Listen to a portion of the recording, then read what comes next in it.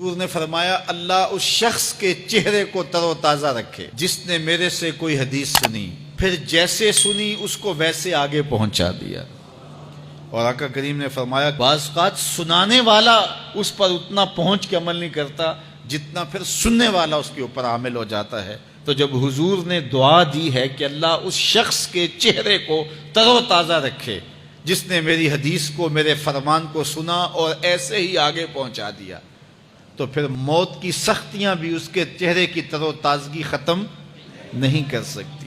پھر قبر کے لمحے بھی اس کے چہرے کی تر و تازگی کو ختم نہیں کر سکتے۔ حشر کے دن لوگوں کے چہرے مرجھائے ہوں گے، جس کو رسول اللہ کی دعا ہے اس کا چہرہ اس دن بھی تر و تازہ ہو۔ تو حضور علیہ الصلوۃ والسلام کے فرامین کو سننا، دیکھیے جو تفصیلی علوم ہیں ان کو حاصل کرنا، سیکھنا، یہ ہر ایک کے لیے فرض نہیں ہے، لیکن جو ضروریات دین ہیں ان کو سیکھنا یہ فرض عین ہے، یہ ہر ایک کے اوپر فرض ہے۔ اگر کوئی نہیں سیکھتا تو وہ گناہ گار ہے، اور اس میں نماز کے مسائل ہیں، روزے کے مسائل ہیں، حج کے مسائل ہیں، زکوٰۃ کے مسائل ہیں، اگر کاروبار کرتا ہے تو بیع و شراء کے مسائل ہیں، اور کفر اسلام کی ضروری باتیں ہیں کہ کفر کیا ہے، اسلام کیا ہے۔ تو یہ ساری ضروری چیزیں جو ہیں ایمانیات سے جو تعلق رکھتی ہیں، ان کا سیکھنا جو ہے ضروری علوم کا، یہ ہر ایک کے اوپر فرض ہے۔ تو اس لیے آپ لوگ اپنا وقت کچھ نکال کر کے جو ہے وہ اس کے لیے صرف کریں، اور ضروریات دین سیکھنے کے لیے کچھ فرصت کے لمحے نکالیں۔ لوگ کتنے طویل ڈپلومے کرتے ہیں، کاروبار سیکھتے ہیں،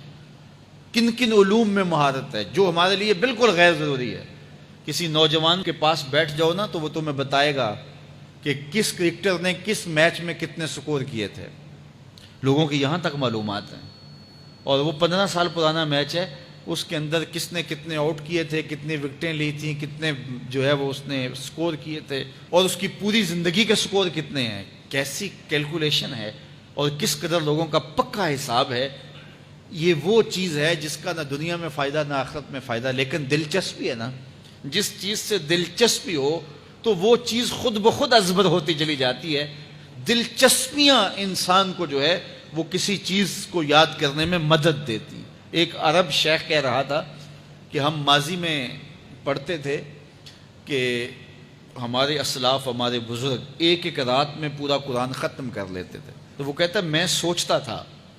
کہ ساری رات قرآن بندہ پڑھتا رہے تو کس طرح ممکن ہے۔ تو کہتا ہے میں اپنے بچوں کو دیکھتا ہوں کہ وہ جو ہے وہ موبائل کے ساتھ لگے رہتے ہیں، اور فجر کی اذان ہو جاتی ہے تو وہ تب چونکتے اچھا رات گزر گئی۔ تو میں کہتا ہوں نوجوان کی دلچسپیاں کچھ اور ہیں، اور وہ بھی اس شغف کی وجہ سے ایسا کھبا کہ رات گزر گئی اور اس کو پتہ ہی نہ چلا۔ تو جن کو قرآن کا نشہ ہو گیا تھا ان کی ساری راتیں قرآن میں گزر جاتی تھی، اور ان کو پتہ ہی نہیں ہوتا تھا کہ رات بھی گزر گئی ہے، اور اذان ہوتی تو پھر پتہ چلتا کہ اچھا رات گزر گئی ہے۔ تو یہ شوق اگر پیدا ہو، شوق تو دیکھیے یہ گیموں کا پیدا ہو جائے، کھیلوں کا پیدا ہو جائے، تو وہ انسان کو کیا کچھ سکھا دیتا ہے، اور جس کے سینے میں کتاب اللہ کا شوق پیدا ہو جائے تو پھر کیوں نہ اس کے سینے کے اندر جو ہے وہ طلب کتاب اللہ کی تلاوت کی پیدا ہوگی۔ تو اپنے سینوں میں علم حاصل کرنے کا شوق پیدا کرو، علم سیکھو، اپنی نسلوں کو سکھاؤ، اپنی اولادوں کو دین سکھاؤ، اپنی اولادوں کو نماز کا خوگر اور عادی بناؤ، ان کو کھینچ کے نماز کی طرف لے جاؤ، یہ عادی بن جائیں نماز کے، تاکہ بعد از انتقال دعاؤں کے سلسلے جاری رہیں۔